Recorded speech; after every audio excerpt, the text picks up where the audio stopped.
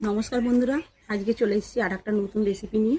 আজকে তৈরি করব উত্তরাখণ্ডের একটা মিষ্টি, খুব বিখ্যাত, যেটা করতে খুব সহজ কিন্তু খেতে খুব সুন্দর। আপনারা স্কিপ করবেন না, পুরো ভিডিওটা দেখতে থাকুন আমি কীরকম করে মিষ্টিটা তৈরি করি। এই মিষ্টিটা তৈরি করার জন্য কাঁঠাল পাতা লাগবে, তাই আমি কয়েকটা কাঁঠাল পাতা তুলে নেব। এই মিষ্টিটা করার জন্য একটা নারকেল লাগবে, আমি আগে থাকতে ছাড়িয়ে নিয়েছি, নারকেলটা ফাটিয়ে নেব। নারকেলটা কেটে নিয়েছি, খুব সুন্দর নারকেলটা ছাড়িয়ে কেটে নিয়েছি। এবারে নারকেলটা গ্রেট করে নেব। এখানে নারকেলটা গ্রেট করে নিচ্ছি। এখানে 2 লিটার দুধ নিয়ে নিয়েছি, এই দুধটাকে ফুটিয়ে একদম ক্ষীর করে নেব।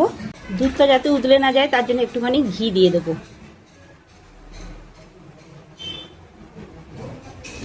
দুধ ঘন হয়ে গেছে, এবারে দিয়ে দেবো স্বাদ মতো চিনি।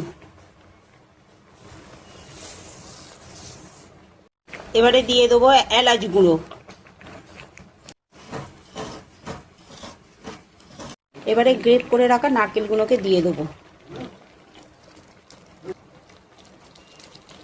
এখানে মিষ্টি আমার রেডি। এখানে যে কাঁঠাল পাতাগুলো নিয়েছি, এগুলো পানের মতো এরকম মুড়ে নেব।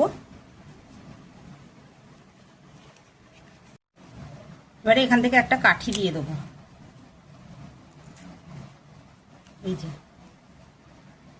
এরকম করে সবগুলো করে নেব।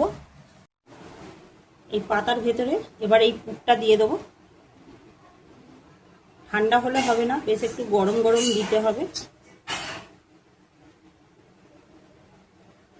এরকম করে চেপে চেপে দিতে হবে।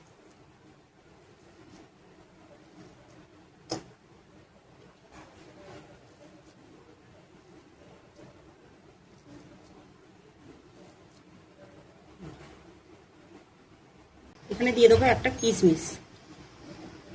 মিষ্টিগুলো আমার সব রেডি হয়ে গেছে, এবারে 1 ঘন্টার জন্য ফ্রিজে রেখে দেবো। মিষ্টিগুলো আমার রেডি হয়ে গেছে, এবার পাতা থেকে খুলে দেখাবো।